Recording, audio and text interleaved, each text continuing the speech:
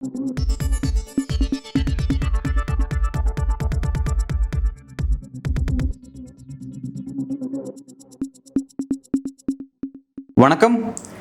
இன்றைக்கு நம்முடன் அரசியல் பேசுவதற்காக பூவுலகின் நண்பர்கள் அமைப்பிலிருந்து வழக்கறிஞர் வெற்றிச்செல்வன் அவர்கள் இணைந்திருக்கிறார். சார் வணக்கம். வணக்கம். ஒரு முக்கியமான ஒரு டைமென்ஷனாக இந்தியா பாகிஸ்தான் போருங்கிறது நகர்ந்துட்டுருக்கு. போரை நோக்கி நகருது.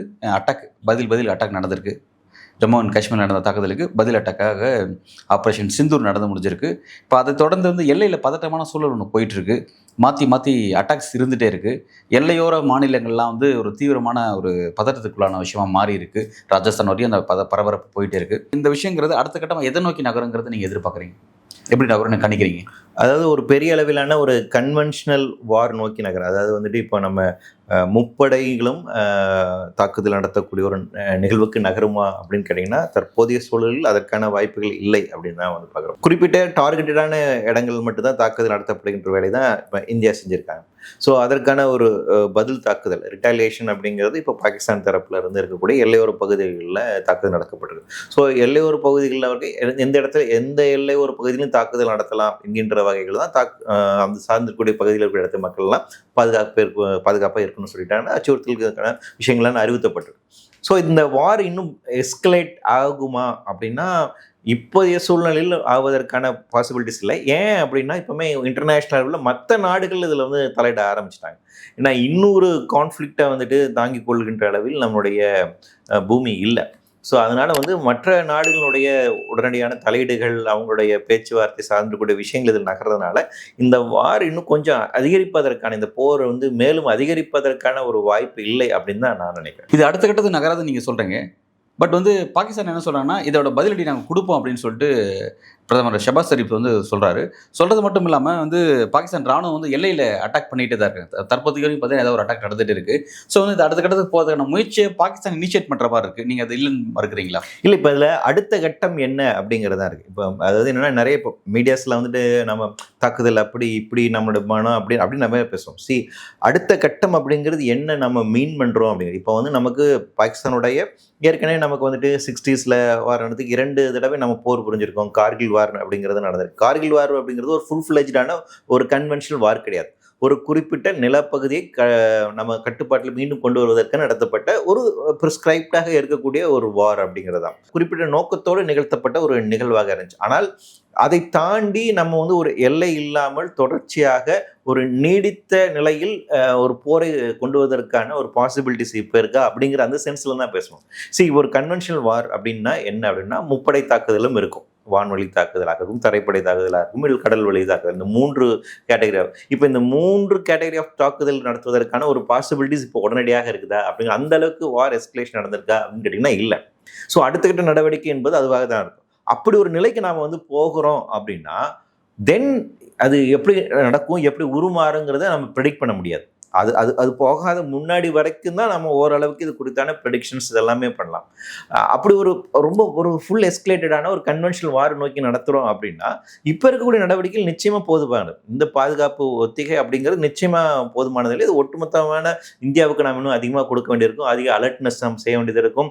நிறைய துறை சார்ந்திருக்கும், நிறைய நடவடிக்கை மேற்கொள்ள வேண்டியிருக்கும். ஸோ அப்படியான ஒரு பின்னணி போவதற்கான ஒரு வாய்ப்பு இல்லை. எஸ், பாகிஸ்தானில் இந்த மாதிரி நிறைய அங்கே இருக்கக்கூடிய அமைச்சர்கள் பேசுகிறாங்க, இங்கே பேசுறாங்க. இது என்னன்னா, அது பொலிட்டிக்கல் லீடர்ஸ் அப்போ இதை பேலன்ஸ் பண்ண வேண்டிய அவங்களுக்கான ஒரு நிர்பந்தம் இருக்கு. அவங்க ஊர்ல தாக்குதல் நடத்திருக்கும் போது அந்த மக்களுக்கு அவங்க பதில் சொல்ல வேண்டிய ஒரு தேவை இருக்கு. எப்படி நம்ம ஊர்ல நம்ம தலைவர்களுக்கு ஒரு பொறுப்பு இருக்கு இல்லையா, இங்க எப்படி ஒரு தாக்குதல் நடந்துச்சு, அப்ப அவர்களுக்கும் பதில் சொல்ல வேண்டிய ஒரு தேவை இருக்கு. அப்ப அதற்கான நடவடிக்கை அவர் எடுக்க வேண்டிய ஒரு தேவை இருக்கு, அந்த நிர்பந்தம் இருக்கு இல்லைங்களா. ஸோ அதற்கான ஒரு வெளிப்பாடு தான். ஸோ அவங்க சொல்றாங்க அப்படிங்கிறதுனால அடுத்து ஒரு ஃபுல் ஃப்ளெஜ்டு வாருக்கு உடனடியாக ஒரு போரை நோக்கி உடனடியாக நடந்து விடுவாங்க அப்படின்னா கேட்டிங்கன்னா இல்லை. நீங்கள் இன்னொரு விஷயம் பாருங்கள், இது ரொம்ப கால்குலேட்டிவாக ரொம்ப யோசனையோடு செய்ய வேண்டிய ஒரு நிலையில தான் 2 ஸ்டேட்ஸுமே இருக்காங்க. என்ன காரணம்னா, 2 நாடுகளிடமும் அணு ஆயுதங்கள் இருக்குது. உங்களுக்கு தெற்கிழக்கு ஆசியாவில் பார்த்தீங்கன்னா பாகிஸ்தான், இந்தியா, இந்த பக்கம் சைனா, ரஷ்யா, நார்த் கொரியா, இது எல்லா நாடுகளும் அருகாமையில் இருக்குது. இவை எல்லா நாடுகளிடமும் அணு ஆயுதங்கள் இருக்கின்றன. ஸோ அணு ஆயுதங்கள் இருக்கக்கூடிய ஒரு பதட்ட நிலையில் இருக்கக்கூடிய ரீஜன் வேறு எங்கேயுமே இல்லை, இங்கே தான் அதிகமாக இருக்குது. சவுத் ஏஷியாவில் தான் இருக்கக்கூடிய இந்த அது பதட்டமான நிலை. இந்த எல்லா நாடுகளுக்குமான ஒரு நாடுகளான உறவு என்பதுமே ரொம்ப வந்து ஃப்ரெஜைலான ஒரு கண்டிஷனில் இருக்குது. அப்போ இந்த ஒரு பதட்டமான இருக்கக்கூடிய ஒரு சூழ்நிலையில் அணு ஆயுதங்கள் இருக்கக்கூடிய நாடுகளாக இருக்கின்ற போது அவ்வளவு எளிதாக போரை வந்து அடுத்தடுத்த கட்டத்திற்கு கொண்டு செல்கின்ற ஒரு போக்கை வந்து இரண்டு நாடுகளும் விரும்ப மாட்டாங்க. அது அந்த அந்த டிசிஷன் அப்படிங்கிறது உடனடியாக எடுப்பதற்கான ஒரு வாய்ப்பும் இல்லை. ஸோ இன்டர்னலி அவங்க பேசுகின்ற போது அப்போ இந்த விஷயங்கள்லாம் நிச்சயமாக கருத்து எடுத்துக்கொள்வாங்க. அதன் அடிப்படையில் தான் அவங்க செயல்படுவாங்க. அதனால் உடனடியாக அடுத்த நகர்வதற்கு இது போவதற்கான வாய்ப்புகள் இல்லை. அன்லஸ் ஏதாச்சும் ஒரு எதிர்பாராத மிகப்பெரிய ஒரு தாக்குதல் அப்படின்னு இந்த ஒரு நாடு செய்யாமல் இருக்கிறது வரைக்கும் இது அடுத்து வளர்ந்து போவதற்கான ஒரு வாய்ப்புகள் இல்லை.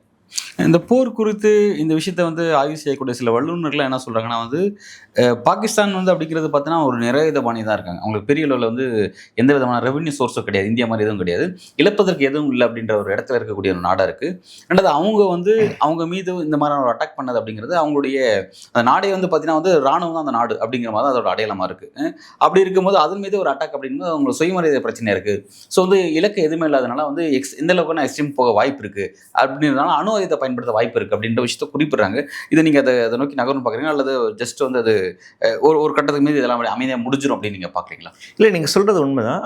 நம்ம அளவுக்கு ஒரு டெமோக்ராட்டிக் செட்டப் அதிகமாக வளர்ந்த ஒரு நாடாக வந்து பாகிஸ்தான் இல்லை. இராணுவ கட்டுப்பாட்டில் இருந்த ரொம்ப நீண்ட நாட்கள் இராணுவ ஆட்சியில் இருந்த ஒரு நாடாக தான் இருக்குது.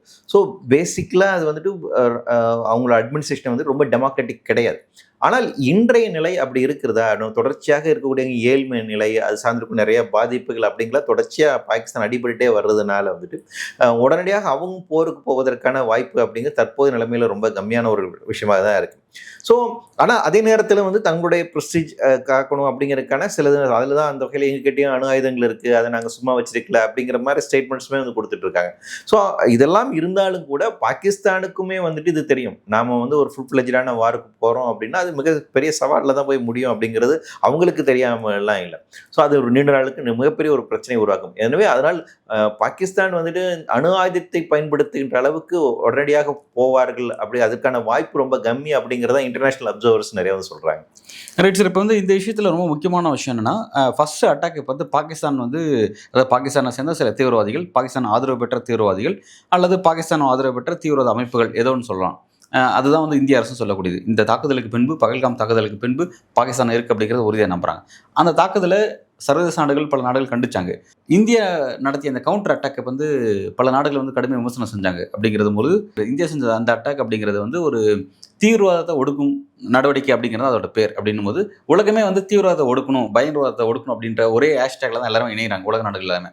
அப்படி இருக்கும்போது இந்தியா செஞ்ச இந்த முயற்சியை ஏன் வந்து கடுமை விமர்சனம் முன்வைக்கிறாங்க?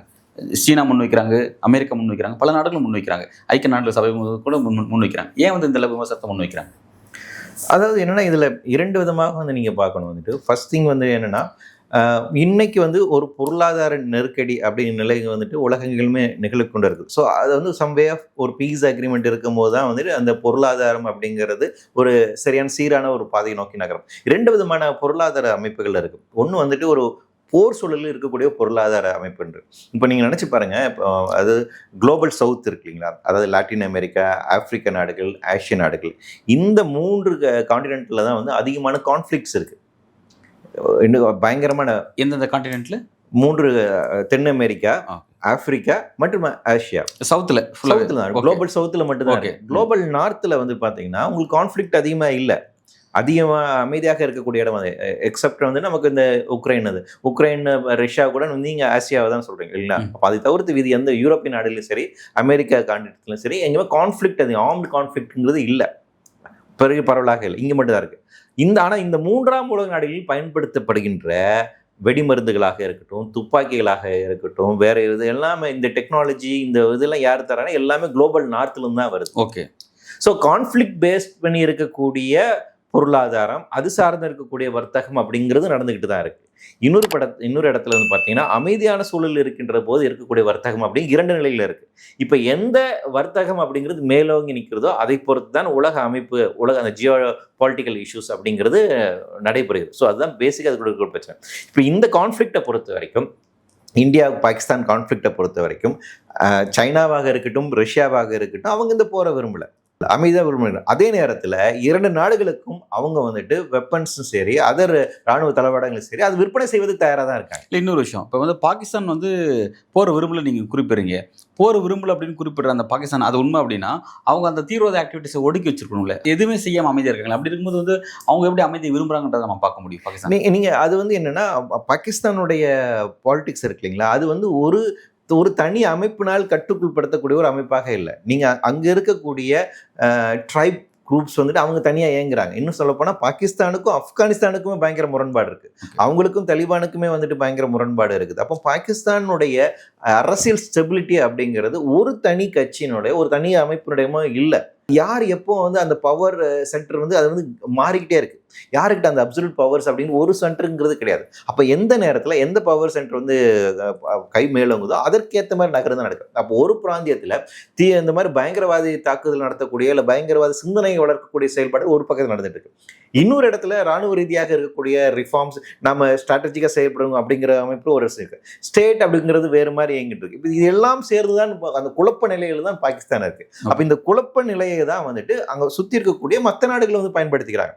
அப்போ அடிப்படையில் நீங்கள் அங்கே பாகிஸ்தானில் ஒரு ஸ்டெபிலிட்டி கொண்டு வருவதற்கான வேலைகள் செய்யணும். அப்போ அந்த டிப்ளமேட்டிக் ஒர்க் அப்படிங்கிறது தான் இதில் வந்து சரியான ஒரு தீர்வாகும். அங்கே அவ்வளோ குழப்பகரமாக இருக்கின்ற போது அந்த நேரத்தில் நீங்கள் இன்னும் இந்த மாதிரி எஸ்கலேட் பண்ணுறதுக்கான சில விஷயங்கள் எடுக்கிறது நம்ம எடுப்பு செய்யும்போது அவை இந்த பிரச்சனையை இன்னும் அதிகரிப்பதற்கான அல்லது அதை வந்து இன்னும் பெரிய பூதாகரமாக மாற்றுவதற்கான ஒரு ஆபத்துமே இருக்கு. அப்போ இதை உணர்ந்து நம்ம வந்து செயல்பட வேண்டிய ஒரு தேவை இருக்கு. நம்ம அப்போ அந்த ரீஜனை அண்டர்ஸ்டாண்ட் பண்ணணும். ரொம்ப ஒரு கிளியரான ஒரு விஷயம் நீங்கள் முன் வச்சிருக்கீங்க. பாகிஸ்தானில் இருக்கக்கூடிய சில உள்ளுக்குள்ள இருக்கிற சில கான்ஃப்ளிக்ட் இருக்கு. அந்த கான்ஃப்ளிக்ட்டை வந்து சரியா வந்து அதை வெளிச்சம் போட்டு காட்ட வேண்டியது இருக்கு அப்படிங்கிறது குறிப்பிடுறீங்க. நீங்க சொல்லக்கூடிய அந்த பார்வை இந்தியாவுக்கு இருக்கா, அல்லது இந்தியா வந்து கவுண்டர் அட்டாக் அப்படிங்கிற மாதிரி அட்டாக் அப்படிங்கிற மாதிரி தான் போயிட்டு இருக்கு தவிர ஒரு சர்வதேச அளவில் பாகிஸ்தான் இப்படி தான் இருக்கு அப்படிங்கிறது அதை பிராண்ட் பண்றது மூலமாவோ இல்லை வந்து அந்த அங்க இருக்க குழப்ப நிலையை வந்து அடையாளப்படுத்துறது மூலமாவோ அதை ஒரு ஐசோலேட் ஆகிற ஒரு பாலிடிக்ஸோ அல்லது வந்து அதை வந்து உலக அரங்கில் வந்து அதை வந்து ஒரு தனிப்பட்ட முறையில் இந்த பாலிடிக்ஸ் இப்படி தான் இருக்குது, பாகிஸ்தானில் இப்படி ஒரு பாலிடிக்ஸ் இருக்குது, இந்த பாலிடிக்ஸ் உலகத்துக்கே ஒரு பெரிய பிரச்சனையாக இருக்குது அப்படிங்கிற மாதிரி அதை நோட்டிஃபை பண்ணி காட்டுறது மூலமாக ஒரு கிளியரான ஒரு விஷயம் நோக்கி நகரலாம். அதை நோக்கி நகராங்களா இந்திய கவர்மெண்ட்? அதை நீங்கள் எப்படி பார்க்குறீங்க? சரி, இப்போ இந்தியன் கவர்மெண்ட்னுடைய செயல்பாடு இருக்குங்களா, அதில் வந்து என்னென்னா இப்போ மோடி கவர்மெண்ட் வந்து பிஜேபி கவர்மெண்ட் வந்ததுக்கு பின்னாடி நம்ம ஸ்டேட்டினுடைய நடவடிக்கைங்கிறது மாறிடுச்சு. அதாவது என்னன்னா, இப்போ வந்து ஒரு அரசியல் தலைவர் அவருடைய ரோல், பிரைம் மினிஸ்டருங்கிறது ஒரு அரசியல் தலைவர், ஒரு பொலிட்டிக்கல் லீடர் இல்லையா? அப்போ ஒரு பொலிட்டிக்கல் பார்ட்டியில தான் வருவார். அந்த பொலிட்டிக்கல் பார்ட்டிக்குன்னு ஒரு ஐடியாலஜி இருக்கும். காங்கிரஸ் வருது அப்படின்னா காங்கிரஸ்க்குன்னு ஒரு ஐடியாலஜி இருக்கும். ஜனதா தளத்திலிருந்து வராங்கன்னா அவங்களுக்கு ஒரு ஐடியா. மொரார்ஜி தேசாய்க்கு ஒரு பார்வை இருந்துச்சு இல்லைங்களா? இந்திரா காந்தி அவர்களுக்கு ஒரு பார்வை இருக்கு. அவங்க உலக நாடுகள் இப்படி தான் இருக்கணும், அவங்க ஃபாரின் பாலிசி இப்படி நினைக்கிறாங்க. ஆனால் கவர்மெண்ட் அங்கங்களாக இருக்கிற பியூரோக்ரஸியில் இருக்கவங்க ஒரு ஃபாரின் செக்ரட்டரி, அந்த ஃபாரின் செக்ரட்டரி அவருடைய ரோல் என்னவா இருக்குன்னா, இந்தியாவுக்கு எது வந்து சிறந்ததாக இருக்கணும் என்கிற கொள்கை தான் அவர் வரையறுக்கணும். இப்போ நேஷனல் செக்யூரிட்டி அட்வைசராக அஜித் டோவல் இருக்கார் இல்லைங்களா? அஜித் டோவல் அவர் என்ன அவர் எப்படிப்பட்ட ஆலோசனை தரணும்னா, இந்தியாவுக்கு எது சரியானதாக இருக்கணும் அப்படிங்கிற ஆலோசனையை தரணும். அந்த இடத்துல அவர் தன்னுடைய அவருடைய பொலிட்டிக்கல் ஐடியாலஜி ஒன்று இருக்கு இல்லையா, அது சார்ந்து இருக்கக்கூடிய கருத்துக்களை வைக்கூடாது. நீங்க ஒரு பியூரோக்ராட்டா இருக்கும்போது அது முக்கியமான ஒரு ரோல். ஆனால் அன்ஃபார்ச்சுனேட்லி இப்போ என்ன நடக்குது அப்படின்னா, இப்போ இந்த முக்கியமான ரோலில் இருக்கிறவங்க எல்லாமே இவங்க தங்களுடைய பொலிட்டிக்கல் ஐடியாலஜியோடு இருக்குங்களா அதோடு சேர்ந்து செயல்படுறாங்க. அது வந்து ஃபாரின் மினிஸ்டர் ஜெய்சங்கராக இருக்கட்டும் அல்லது அஜித் டோவல் வந்துட்டு ஒரு விவேகானந்தா ஃபவுண்டேஷன் சொல்லிட்டு அவர் ஒரு ஃபவுண்டேஷன் முன்னாடி வச்சுருந்தாங்க. இப்போவும் அதில் வந்து ஒன் ஆஃப் தி ஃபவுண்டரிங் மெம்பர் அவர் வந்து குருமூர்த்தி அவங்க இவங்களாம் அதில் ஒர்க் பண்ணுவாங்க. இந்தியா ஃபவுண்டேஷன், அப்புறம் வந்து விவேகானந்தா ஃபவுண்டேஷன், இது ரெண்டு முக்கியமான திங்க் டேங்க்ஸ். இந்த திங்க் டேங்க்னுடைய அவங்களுடைய கருத்துக்கள் எல்லாமே வந்து பார்த்தீங்கன்னா பயங்கரமான ஆன்டி பாகிஸ்தான் பேசக்கூடிய அந்த போர் வரியை தூண்டுகின்ற அந்த மனநிலை சார்ந்து இருக்கக்கூடிய கருத்துக்களாகவே அதுதான் வரும் அந்த பாலிசிஸ். தனிப்பட்ட முறையில் நீங்கள் ஒரு அரசியல் பார்வை வச்சிருக்குங்கிறது வேற. ஆனால் ஒரு அதிகார அமைப்பிட மையமாக இருந்து கொண்டு இந்தியாவுக்காக இருக்கும்போது நீங்கள் இந்தியாவை ரெப்ரசன்ட் பண்ணுறீங்க, ஒரு இன்ஸ்டிடியூஷன் நீங்கள் வந்து ரெப்ரசன்ட் பண்ணுறீங்க. தனிப்பட்ட பாஜக சித்தாந்தம் இந்தியாவுடைய வெளியுறவு கொள்கையிலே தலையிடுது. அது வந்து மேலோங்குது. அதுதான் இங்கே இருக்கக்கூடிய மிகப்பெரிய ஒரு சிக்கலாக இருக்கு. அப்போ இவர்களுடைய ஒரு அஜெண்டாஸ் இருக்கு இல்லைங்களா, அது அந்த அஜெண்டாவுக்கான ஒரு வேலைகளாகவும் அது இருக்கு. அப்போ ஒரு ப்ரொபகேண்டா மிஷினரியாக இந்த போர் சார்ந்து இருக்கக்கூடிய செயல்பாடுகள் நீங்க வந்து இந்த போருக்கான பேர் வச்சிருக்கக்கூடியது இருக்கு இல்லையா, இந்த செயல்பாடு ஆபரேஷன் சிந்தூர்னு வைக்கிறாங்க. அதுல வந்து குங்குமம் வைக்கிறாங்க, அந்த குங்கும சிமிழ் அப்படிங்கிறது அது ரெப்ளிகா இது பண்றாங்க. எதை வந்து பிரதிநிதித்துவப்படுத்துறாங்கன்னா அதில் இறந்து போன அந்த பெண்களை வந்துட்டு இது பண்றாங்க, விதவை பெண்கள் அப்படிங்கறத வந்து பாக்குறாங்க. ஒரு பிஆர் ஒரு எக்ஸசைஸ் நுவான்ஸ்டான ஒரு அரசியல் பார்வையை இதுல பாக்குறாங்க. நீங்க அது ஒரு அடையாளப்படுத்துறீங்க, அது ஒரு Okay, டோக்கனிசத்தை கொண்டு வர்றீங்க. ஓகே விதவைங்கிற கான்செப்டே வழக்கழிந்து போன ஒரு விஷயம். அந்த இடத்துல விதவை பெண்களுடைய அவலத்திற்காக வந்துட்டு பதில் கோருகின்றோம் அப்படிங்கறத நீங்க அதுல இம்ப்ளீடா சொல்ல வர்றது. அப்ப அந்த ஆபரேஷன் சிந்தூர்ல ஃபர்ஸ்ட் என்ன அட்டாக் நடந்திருக்குங்கிறது ஃபர்ஸ்ட் யார் வந்து பேசுறாங்க? ஆர்மி ஆபீசர்ஸா வந்துட்டு 2 பெண்கள் வந்து பேசுறாங்க ஓகே இல்லையா? ஒரு விமன் ஆர்மி ஆபீசர் அண்ட் ஒரு ஏர்ஃபோர்ஸ் ஆபீசர் அவங்க தான் அட்ரஸ் பண்றாங்க. அப்ப அவங்க என்ன சொல்ல வர்றீங்க நீங்க? அப்ப இது இருக்குங்களா? அப்ப நீங்க இது எல்லாமே வந்து ஒரு ஒரு டிராமட்டிக்கான ஒரு விஷயமா இருக்குல்ல. ஒரு டிஃபென்ஸ் அப்படி இருக்க முடியும்? ஓகே ஆர்மி அப்படி செயல்பட முடியும்? அப்படி இருக்க முடியாது இல்லையா?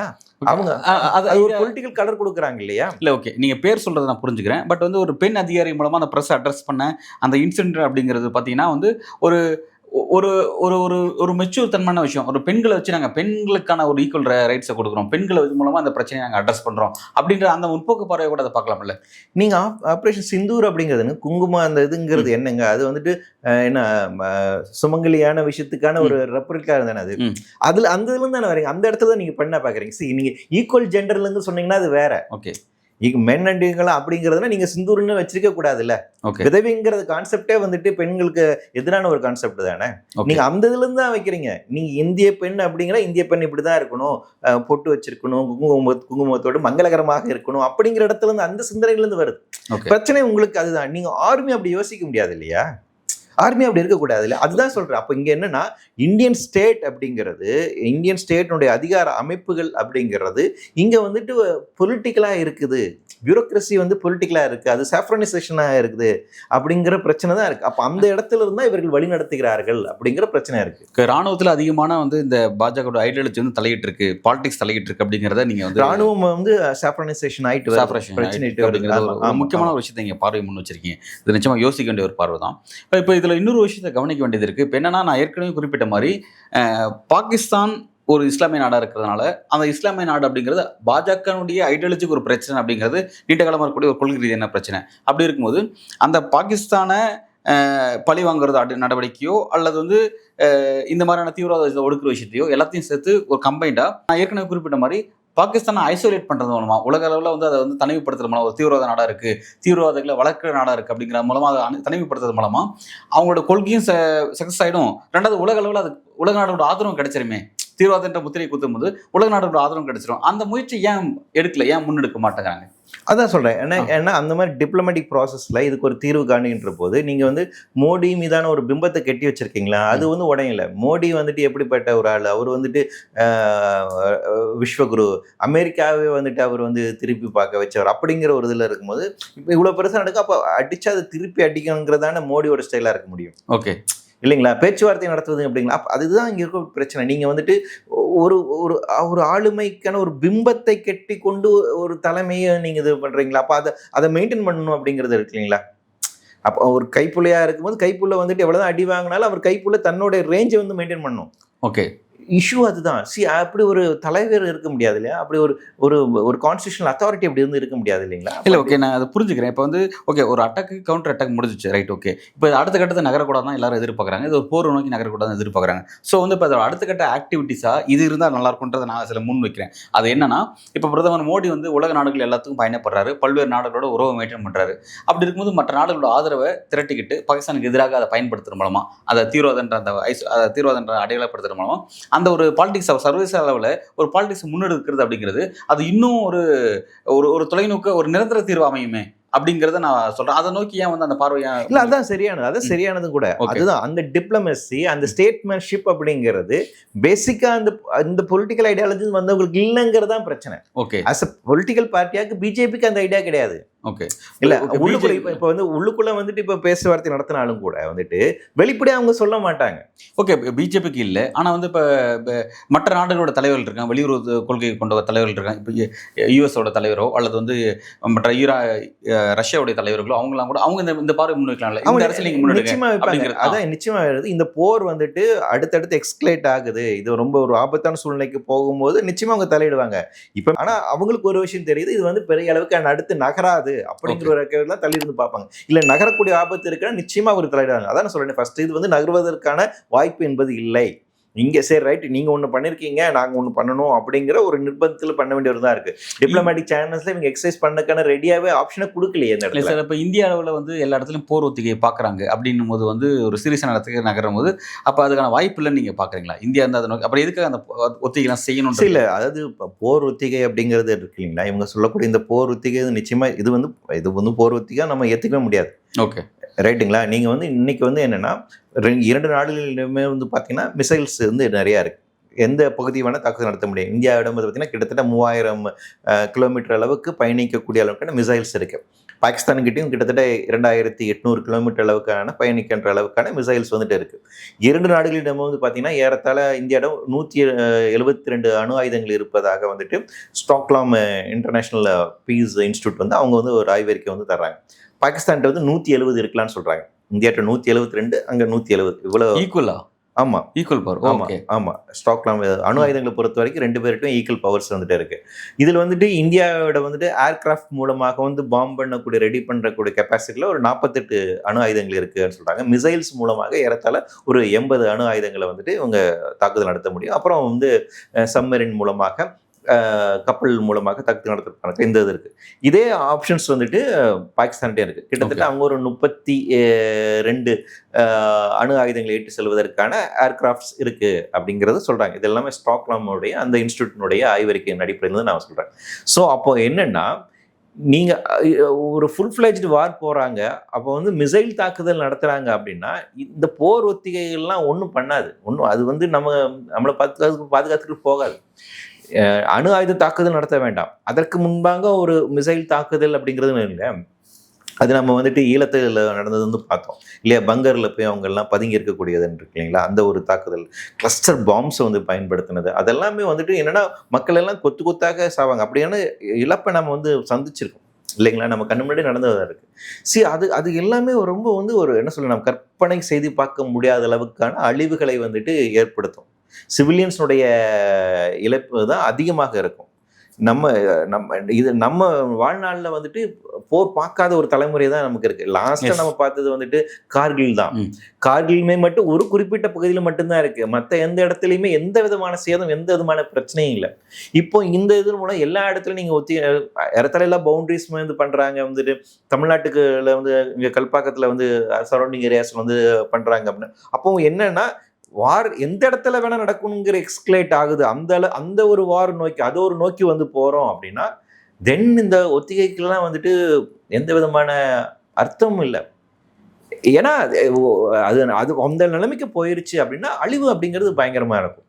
ஸோ அது வந்து இல்லை. அதனால தான் சொல்கிறோம், அந்த அளவுக்கு போகாமல் இதை தடுப்பதற்கான இதுதான் பார்க்கணும். அது கொடுக்க வேண்டிய விலை அப்படிங்கிறது பயங்கரமானதாக இருக்கும். நிச்சயமாக பலரும் கூட அதை தான் வந்து விரும்புகிறாங்க, அதை நோக்கி ஒரு அச்சப்படுறாங்க அப்படிங்கிறத நம்ம புரிஞ்சுக்க முடியுது. பட் வந்து இந்த கான்ஃப்ளிக்ட், இந்தியா பாகிஸ்தானுக்கு இருக்கிற இந்த கான்ஃப்ளிக்ட்டை உலக அளவில் இருக்க நாடுகள் இது எப்படி பயன்படுத்திக்கிறாங்க, தங்களுடைய சாதகமாக பயன்படுத்திக்கிறாங்களா? அந்த மாதிரியான பார்வை மற்ற நாடுகள் எப்படி இருக்காது, நீங்கள் எப்படி பார்க்குறீங்க? இந்த கான்ஃப்ளிக்ட்டை இப்போ நேரடியாக நீண்ட நாட்களாகவே தொடர்ச்சியாக வந்து 2 நாடுகளுக்குமே ஆயுத ரீதியாக இருக்கக்கூடிய வியாபாரங்கள் தொடர்ச்சியாக நிறைய நாடுகள் செஞ்சுட்டு வராங்க. ஸோ அவங்க மேற்கத்திய நாடுகளுக்கு வந்துட்டு அது வந்து ஒரு பாசிட்டிவான ஆஸ்பெக்ட் தான். அவங்கள பொறுத்த வரைக்கும் சரி ரைட் ஓகே, ஏதோ சின்ன இது பண்ணிட்டீங்க, இதை நிறுத்திக்கோங்க, இனிமேல் பொருள் வாங்கி வச்சுக்கோங்க. ஏன்னா 2 நாடுகளுமே அவங்களுடைய போர் விமானங்களை வந்து மற்ற நாடுகள் தான் வாங்குறாங்க. இராணுவ தளவாடங்களில் வந்து வாங்குறாங்க, டேங்க்ஸ் வந்துட்டு வாங்குறாங்க, சம்மரின் வாங்குறாங்க, மிசைல்ஸ் வந்துட்டு வாங்குறாங்க. எல்லாமே வாங்கி கூச்சிட்டு இருக்கோம். அப்போ என்னன்னா 2 நாள்ல அடுத்து வந்து பார்த்தீங்கன்னா ஆல்ரெடி வந்துட்டு நம்மளுடைய ஆர்மி பட்ஜெட் இருக்கு இல்லையா, டிஃபென்ஸ் பட்ஜெட், அதுதான் 90% பட்ஜெட் காசு அதுலேயே வந்து போயிடுது. அந்த பட்ஜெட் இன்னும் இன்க்ரீஸ் ஆகும். ஓகே, அப்போ என்னன்னா பீப்புள்ஸ் வெல்ஃபேர் மெஷர்ஸ்க்கான பட்ஜெட் வந்து குறையும். இதுதான் 2 நாடுலையும் நடக்க போகுது. அப்போ நீங்கள் ஆயுதங்களை வாங்கி குவிச்சுக்கிட்டே இருப்பீங்க. மக்களுக்கு தேவையான விஷயங்கள், அன்றாட விஷயங்களும் இருக்காது. ஆயுதங்களுக்கு குவிச்சு வச்சுட்டே இருப்பீங்க வழியா உங்களால் போரிடவும் முடியாது. அதே இடத்துல ஆயுதங்களையும் நீங்கள் குவிச்சு வச்சுட்டே இருப்பீங்க. ஏன்னா நீங்கள் போருக்குன்னு போயிட்டீங்க அப்படின்னா தென் வந்துட்டு அது திரும்பி வர முடியாது. மிகப்பெரிய ஒரு அழிவு புரிஞ்சுக்க முடியுது. இது வந்து வாஜ்பாய் குறிப்பிட்டார்னு சொல்லுவாங்க. கடந்த காலத்தில் பிரதமர் வாஜ்பாய் குறிப்பிட்டிருப்பாரு, போர் வேணா துவைக்கிட முடியும், ஆனால் அதை நிறுத்துறது வந்து இல்லை அப்படிங்கிறத வந்து சொல்றாரு. ரைட், ஓகே, அதை புரிஞ்சுக்க முடியுது. ஆனால் இப்போ நீங்கள் குறிப்பிட்ட மாதிரி எனக்கு ஒரு கேள்வி இருக்கிறதுல, பட்ஜெட்டில் வந்து 90% ஃபண்ட் வந்து ராணுவத்தை ஒதுக்குறாங்க, அதை புரிஞ்சுக்க முடியுது. அப்படி இருக்கும் பொழுது நாளைக்கு போர் செய்ய முடியாது அப்படிங்கிறது ஓகே, போர் செய்யறதுக்கு எந்த நாடும் தயாரா இல்லை, பட் அதுக்கான ஃபண்டை மட்டும் ஒதுக்கிட்டே இருக்காங்க அப்படின்னும் போது இன்னொரு விஷயம் கேட்க வேண்டியதாக இருக்குது. இப்போ ஒரு அட்டாக் நடந்திருக்கு, இந்த அட்டாக் நடக்கும்போது வந்து மிகப்பெரிய இங்கே வந்து ஒரு உளவுத்துறை, இராணுவத்துறை ஃபெயிலியர், அங்கே காவல்துறை ஃபெயிலியர், இந்த மாதிரி பல ஃபெயிலியர்ஸ் நடந்திருக்கு. இவ்வளோ ஃபண்டும் ஒதுக்கியும் கூட இந்த மாதிரியான ஒரு தாக்குதலை வந்து நடந்து நம்ம உயிரிழப்பு சந்திக்கிறோம் அப்படின்னா அப்புறம் என்னதான் வந்து இங்கே இருக்குது, இங்கே என்னதான் அப்புறம் எதுக்காக நம்ம அவ்வளோ ஃபண்ட் ஒதுக்குறோம், எதுக்கு அதுக்கான அதிகாரிகள் இருக்காங்க, என்ன இருக்காங்க அப்படின்ற விஷயம் பேச வேண்டியதாக இருக்குது. ஆனால் இன்னைக்கு இந்த விஷயத்தை வந்து அதை பெருசாக யாரும் பேசாமல் இந்த அட்டாக் வந்து ரொம்ப பெருசாக பேசுகிறாங்க. அந்த ஏற்கனவே நடந்த சம்பவத்துக்கு காரணமானவங்க அது குறித்த விஷயங்கள் பெரிய டிபேட் ஆகாமலே இருக்கு. இது எப்படி பார்க்குறீங்க? இல்லை, அது முக்கியமான விஷயம் தான். அதாவது என்னன்னா, நீங்கள் வந்து ராணுவத்துக்கு இந்த மாதிரி ஃபண்ட் அலாட் பண்ணுறது மட்டுமே போகிறது இல்லை, அந்த பீஸ் டைம் டாக்ஸை நீங்கள் கண்டினியூ பண்ண ரெண்டும் பேரலாக செய்ய வேண்டியது. டிப்ளமேட்டிக்காக நீங்கள் வந்து அந்த செயல்படுகின்ற ராணுவ ரீதியாக செய்யல, எப்படி நீங்கள் வந்துட்டு பாகிஸ்தானில் இருக்கக்கூடிய அந்த பயங்கரவாத அமைப்புகளை வந்து நம்ம எப்படி வந்துட்டு டிப்ளமேட்டிக்காக அதை வந்து காலி செய்வது அப்படிங்கிறத நீங்கள் பேசணும். இன்னைக்கு தலிபான் கூட நம்ம பேசுறது நடத்துறோம்ல, ஆப்கானிஸ்தானில் இருக்கக்கூடிய தலிபான் கூட நம்ம வந்துட்டு பேச்சுவார்த்தை நடத்துறோம். நம்மளோட ராஜாங்க ரீதியாக இருக்கக்கூடிய உறவுகள் இருக்கு, ஸ்டேட் ரிலேஷன்ஷிப்பை நாம வந்து அங்கே மெயின்டைன் பண்றோம். அப்போ நீங்க அது சாத்தியமான விஷயங்கள் இருக்கு. அப்படி இருக்கும்போது பாகிஸ்தானை எப்படி நீங்க ஐசோலேட் பண்ணி அங்க இருக்கக்கூடிய இந்த பயங்கரவாத அமைப்புகளாக இருக்கட்டும், அவங்களுக்கு யார் ஃபண்ட் பண்றாங்க, யார் ஹெல்ப் பண்றாங்க, அவங்களை எப்படி நீங்க கார்னர் பண்ணுங்கிற வேலையும் சைமல்டேனியஸ்லா பண்ணணும் இல்லையா? ஆனா என்ன பிரச்சனைனா, கடந்த 10 ஆண்டுகளா அந்த டிப்ளமேட்டிக் வேலையை நம்ம செய்ய தவறிட்டோம். மிகப்பெரிய பிரச்சனை. மோடி அரசாங்கத்தினுடைய மிகப்பெரிய ஒரு பாலிசி வைஸாக இருக்கக்கூடிய இன்டர்நேஷனல் பாலிசியில் இருக்கக்கூடிய மிகப்பெரிய ஒரு பிரச்சனை இருக்குல்ல. தான் 2014 அவர் பதவி ஏற்கின்ற போது சார்க் நாடுகளை சேர்ந்த எல்லா தலைவர்களும் வந்து பங்கெடுத்தாங்க. ஆனால் அதுக்கு பின்னாடி என்ன ஆயிடுச்சுன்னா, இந்த தாக்குதலுக்கு பின்னாடி எல்லா உறவையும் வந்து முறிச்சுக்கிட்டாங்க. ஸோ சார்க் அப்படிங்கிற அந்த அமைப்பே இன்னைக்கு செயல்படலை. அப்போ என்னன்னா, நீங்கள் சுற்றி இருக்கக்கூடிய பிராந்தியத்தில் இருக்கக்கூடிய எல்லாரோட சும்மான ஒரு உறவு முறை, அதுக்கான டிப்ளமேட்டிக்கான சேனல்ஸ், அதுக்கான பேச்சுவார்த்தை தொடர்ச்சி நடத்திட்டே இருக்கலாம். அப்போ அதன் மூலமாக தான் நீங்கள் கொஞ்சம் கொஞ்சமாக இதை குறைக்க முடியும், தன்மை நீங்கள் அப்போ தான் குறைக்க முடியும். அப்போ இந்த பயங்கரவாத தாக்குதலை கட்டுப்படுத்துவதற்கும் நீதிமன்றம் கொண்டு வருவதற்கான என்ன பாசிபிலிட்டிஸ் இருக்குது, அதை நம்ம செய்யணும் இல்லையா? அந்த வேலைகள் செய்யவே இல்லை. இல்லை, அந்த விஷயத்தை செய்யறதுக்கு தடுக்கிறது பாஜக தனிப்பட்ட சித்தாந்தம் தான். அவங்களோட பேச்சுவார்த்தை நடத்தாம இந்த மாதிரி விஷயத்தை கரெக்டாக செய்கிறாங்க. பாதுகாப்போ நம்ம பணம் செலவு பண்ணுறதோ இந்த மாதிரியான ராணுவத்தை கரெக்டாக வச்சுக்கிறதோ அதெல்லாம் செய்கிறாங்க. ஆனால் வந்து பேச்சுவார்த்தை நடத்துறது ஒரு முக்கியமான டைமென்ஷன் சொல்லி சொன்னீங்க. அதை செய்யாமல் இருக்கிறதுக்கு இவங்களுக்கு என்ன தடையாக இருக்குது? பேசிக்காக நீங்கள் சொன்ன மாதிரி அவங்களோட சித்தாந்தம் தான். அடிப்படையில் அவர்களுக்கு அடிப்படையில் அவங்க மீது இருக்க பாகிஸ்தான் மீதான இருக்கக்கூடிய அந்த வெறுப்புணர்வு இருக்குங்களா, அந்த பாலிடிக்ஸ்ல தானே வளர்ந்தவங்க. அவங்களால எப்படி ஒரு டிப்ளமேட்டிக், அதனால இப்போ பிரச்சனை என்னன்னா, ஜெய்சங்கர் அவர் வந்துட்டு ஒரு ஃபாரின் செக்ரட்டரியா இருக்கும்போது அவர் டிப்ளமேட்டிக்காக தானே இருக்கணும். அவரு வந்து ஒரு அரசியல்வாதி செயல்பட முடியாதா? இன்னைக்கு அவர் அரசியல்வாதி ஆயிட்டார், இன்னைக்கு வந்து மினிஸ்டரா இருக்காரு. ஆனா அவர் ஃபாரின் செக்ரட்டரியா இருக்கும் போதே அவர் டிப்ளமேட்டிக்கான விஷயங்களை வந்து எப்படி ஹேண்டில் பண்ணாருங்கிறது பார்க்கலாம். அதுதான் இதுல இருக்கக்கூடிய பிரச்சனை. அப்போ டிப்ளமசி அப்படிங்கிறதே இங்க இல்லை. நம்மளுடைய டிப்ளமேட்டிக் சர்வீஸ்ல வந்து டிப்ளமசியே இல்லை. அது வந்துட்டு ஒரு பொலிட்டிக்கல் அஜெண்டாவை நகர்த்தக்கூடிய நமக்கான ஒரு பொலிட்டிக்கல் தீர்மானம் இருக்கு இல்லைங்களா, அதை செயல்படுத்துகின்ற ஒரு அமைப்பாக தான் இருக்கு. அப்போ என்ன ஆயிடுச்சுன்னா, இப்போ வந்து எப்படி வந்து உங்களுக்கு ஆர்எஸ்எஸ்க்கு வந்துட்டு இந்தியா குறித்தான ஒரு அவங்களுக்கான ஒரு வரையறை இருக்கு, இப்படிதான் இந்தியாவை மாற்றணும்னு நினைக்கிறாங்க. அதன்படி உள்நாட்டுக்குள்ள அவங்க என்ன மாற்றுகின்ற வேலை செய்யறாங்களோ அதே போலதான் இந்தியாவுடைய வெளியுறவு கொள்கையும் இதுவாக தான் இருக்க வேண்டும் சொல்லிட்டு அதன்படியான ஸ்டெப்ஸ் தான் செய்யறாங்க. ஸோ அந்த மிஸ்கால்குலேஷன்ங்கிறது அங்கிருந்து ஆரம்பிக்குது. இந்தியாவுடைய இந்த வெளியுறவு கொள்கையினுடைய இந்த பிரச்சனை, அதில் இருக்க சிக்கல் என்ன அப்படிங்கிறத, அது காரணம் என்ன அப்படிங்கிறத நீங்கள் குறிப்பிட்டீங்க, நான் புரிஞ்சுக்கிறேன். கிட்டத்தட்ட இந்த பேட்டர்ன் வந்து ஒரு 10 ஆண்டுகள் மேலே தொடர்ந்துட்டு இருக்கு இந்த விஷயம் அப்படின்னு குறிப்பிடும்போது, அண்டை நாடுகள்கிட்ட எல்லார்ட்டையும் நமக்கும் அந்த நாடுகளுக்குமான ஒரு பிரச்சனைங்கிறது இருக்கிறத புரிஞ்சுக்க முடியுது. இப்போ இதனால இந்த விஷயத்தை பாஜக 10 ஆண்டுகளாக பின்பற்றதுனால இது இந்தியாவில் வேற எங்கேயுமே எந்த விஷயத்திலும் பாதிப்பை ஏற்படுத்தலையா அப்படின்ற ஒரு விஷயம் இல்லை. இது எப்படி ஒன்றால், அதாவது ஒரு தவறு செஞ்சால் அந்த தவறு வந்து ஒரு பிரச்சனையாக மாறும். கடந்த காலத்தில் காங்கிரஸ் அதை செய்யாமல் இருந்தாங்க, செய்யாமல் இருக்கிறதா ஸ்மூத்தாக போயிட்டு இருந்துச்சு. இப்போ பாஜக அதை செய்ய ஆரம்பிச்சிட்டாங்க அப்படின்னா, இந்த செய்ய ஆரம்பிச்ச தவறு 10 ஆண்டுகள் மேலே தொடருது அப்படிங்கும்போது அது இந்தியாவோட வேற எந்த விஷயத்தையும் பாதிக்கவே இல்லையா? எப்படி ஸ்மூத்தாக போயிட்டு இருக்கு? இல்லை, அதாவது என்னன்னா, ஒரு ஓப்பன்னஸ் வேண்டும் இல்லை, எனக்கு ஒரு ஓப்பன் மைண்ட் வேணும். ஃபர்ஸ்ட் நான் வந்து ஒரு செய்கிறேன் அப்படின்னா தவறு அந்த தவறுலேருந்து லேர்ன் பண்ணக்கூடிய கேப்பபிலிட்டி எனக்கு இருக்கணும், அந்த பக்குவம் எனக்கு இருக்கணும். இங்கே பிரச்சனை அது இல்லை, இவங்க வந்து ஒரு அஜெண்டாவை டிசைட் பண்ணிட்டாங்க, இதன்படி நாட்டை வழிநடத்த வேண்டும் அப்படின்னா. அப்போ அதுல என்ன நடந்தாலும் அடுத்து அது எப்படி அதை நீக்கி அடுத்து எப்படி போகணுங்கிற யோசனை மட்டும்தான் அவங்களுக்கு இருக்கு. அந்த தவறுல இருந்து லேர்ன் பண்ணுங்கிற மெக்கானிசம் இல்லை. இவங்க லேர்ன் பண்ணல, அதை நான் புரிஞ்சுக்கிறேன். லேர்ன் பண்ணுறதுக்கான பொறுமையில் ஏதோ ஒன்று வச்சுக்கலாம்னு, ஆனால் செஞ்சுட்டே இருக்காங்க போகிறான். அந்த செய்கிறது மூலமாக ஒரு பிரச்சனை உருவாகும் பார்த்தீங்களா? அந்த பிரச்சனை இவங்களோட நிர்வாகத்தையோ இவங்களுடைய அன்றாட விஷயத்தையோ எதுவுமே பாதிக்கவே இல்லையா? எப்படி போயிட்டே இருக்கு இந்த 10 ஆண்டு? அது நிறைய பாதிக்கும். மாலத்தீவுக்கும் நமக்குமான பிரச்சனை. அந்த பிரைம் மினிஸ்டர் வந்துட்டு நம்ம கூட ஃபர்ஸ்ட் வரல, இப்போ அதுக்கு முன்னாடி மோடி போய் சமாதானப்படுத்த வேண்டியது இருக்கு இல்லைங்களா? ஸ்ரீலங்காவுக்கும் நமக்குமான ரிலேஷன்ஷிப்ல வந்துட்டு பிரச்சனை இருந்துச்சு. நமக்கு பங்களாதேஷுக்கும் நமக்குமான பிரச்சனை, நேபாளுக்கும் நமக்குமான ஒரு அப்ப சுத்தி இருக்கக்கூடிய எல்லா நாடுகளும் அண்டை நாடுகளில் இருக்கக்கூடிய எல்லா நாடுகளுக்கும் நமக்குமான உறவு அப்படிங்கிறது ஏதோ ஒரு விதத்துல பயங்கரமா மாற்றுங்க. ஏதோ ஒரு விதத்துல இந்தியா மீது ஒரு அதிருப்தியை நிலவுகின்றது. இன்னைக்கு அவங்க பழைய கார்டினலாக இருக்கக்கூடிய அந்த ரிலேஷன்ஷிப்போட இல்லை இல்லையா? அந்த ஒரு அப்ப நம்ம சுத்தி இருக்கக்கூடிய எல்லா நாடுகளும் ஏதோ ஒரு விதத்துல இந்தியா மேல வந்துட்டு ஒரு அவர்ஷன்ல இருக்காங்க. ஸோ அதுதான் இதுல வந்து போய் முடிஞ்சிருக்கு. அப்போ அது சரி கட்டுவதற்காக தான் இவர் நேரடியாக போய் பேச்சுவார்த்தை நடத்த வேண்டியிருக்கு. அது அவங்களுக்கு ஃபண்ட் கொடுக்க வேண்டியது இருக்கு. இந்த ஒரு வேலைகளை தான் செஞ்சுட்டு இருக்காங்க. ஸோ அதுதான் நடந்திருக்கு. அப்போ கம்ப்ளீட் ஃபாரின் பாலிசினுடைய ஒரு ஃபெயிலியர் அப்படிங்கிறதா இருக்கு. ஓகே. ஒரு முக்கியமான ஒரு விஷயத்த குறிப்பிட்டு உங்களுக்கு கருத்துக்களை வழங்கியிருக்கீங்க. இந்தியாவை வந்து இந்த பிரச்சனைகளை நம்ம வேற விஷயத்தை கவனிக்க வேண்டியதாக இருக்குது. அது இந்தியா பாகிஸ்தானுக்கு மட்டுமான பிரச்சனை கிடையாது. இந்தியாவுக்கும் அண்டை நாடுகளும் இருக்கிற ஒரு முக்கியமான பிரச்சனை. அதுக்கு காரணம் வெளியுறவு கொள்கையில் இருக்கிற ஒரு பெரிய பிரச்சனைன்னு சொல்லியிருக்கீங்க. அதை எப்படி இந்தியா சரி பண்ணிக்க போது வரக்கூடிய நாட்கள் அப்படிங்கிறத நம்ம பொறுத்திருந்து பார்ப்போம். உங்களோட வருகைக்கும் கருத்துக்கும் மிக்க நன்றி. நன்றி.